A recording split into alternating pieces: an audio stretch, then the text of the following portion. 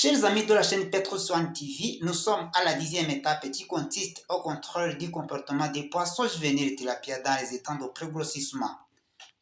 Avant cet enseignement, faisons d'abord une petite révision sur l'étape précédente, c'est-à-dire la manière de nourrir les poissons tilapia juvéniles dans les étangs de pré-grossissement. Dans ce cadre, il a été constaté que les poissons tilapia juvéniles se nourrissent seulement pendant la journée car pendant la nuit, suite au changement de la température d'eau, de l'étang surtout à sa surface qui diminue, les poissons préfèrent de se reposer au fond de l'étang. Dans les conditions normales, voire quand il fait chaud, les poissons juvéniles tilapia se nourrissent 4 fois par jour, c'est-à-dire après chaque 2 heures. Le type d'aliment à l'air donné est sous forme granulée et c'est un aliment flottant. Cet aliment est composé de la farine de poisson mêlée à la farine de céréales ou du soja ainsi que de l'huile végétale. Il contient les éléments nutritifs nécessaires et il permet la croissance et le grossissement rapide de poissons qui en bénéficient. Cet aliment doit aussi être conforme au poids et au nombre de poissons qui l'attendent. Passons maintenant à l'étape du jour qui consiste au contrôle du comportement des poissons tilapia juvéniles dans les étangs. En effet, un pisciculteur professionnel doit à chaque moment contrôler le comportement de ses poissons.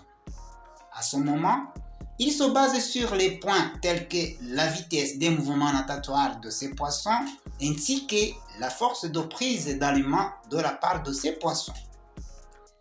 Ceci signifie qu'en ce qui concerne la vitesse des mouvements natatoires, les poissons normalement nagent rapidement en groupe et s'ils nagent lentement, c'est un signe justifiant que dans un étang, il y a un problème grave.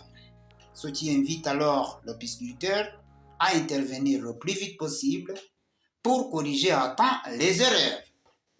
Il en est de même que la force de prise d'aliments. Normalement, lorsqu'on nourrit les poissons, ils prennent l'aliment avec force. Dans le cas contraire, voire s'ils manifestent un comportement lent pendant la prise d'aliments, le pisciculteur doit aussi savoir que dans son étang, il y a un problème quelconque et il intervient vite pour corriger l'erreur à temps. Il peut arriver aussi que les poissons manifestent un comportement de monter à la surface pour capturer l'oxygène de l'air du milieu ambiant. À ce moment, le pisciculteur doit aussi savoir que dans son étang, il y a un problème surtout de diminution d'oxygène, ce qui le pousse à intervenir vite pour corriger l'erreur aussi.